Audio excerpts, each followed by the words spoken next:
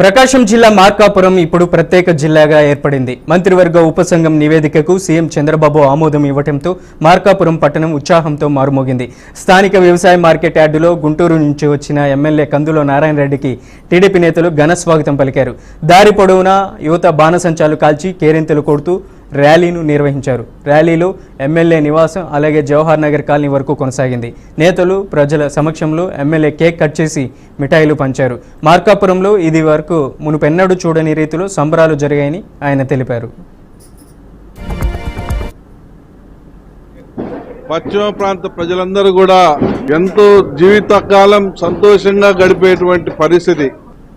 ఎందుకంటే ఈ ప్రాంత ప్రజల యొక్క కళ, ఈ ప్రాంత ప్రజల యొక్క అభీష్టమైనటువంటి జిల్లా సాధన అనేది ఈరోజు మా నాయకుడు చంద్రబాబు నాయుడు గారి పుణ్యాన మాకు సహకరించింది.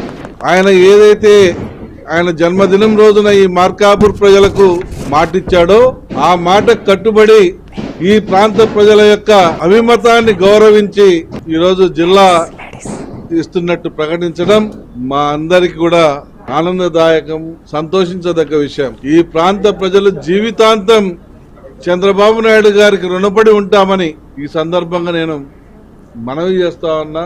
మా నియోజకవర్గము అలాగే ఎర్రగొండపాలెము గిద్దలూరు ప్రాంత ప్రజల తరఫున ఆయనకు హృదయపూర్వకంగా పాదాభివందనాలు తెలియజేసుకుంటా ఉన్నా. మా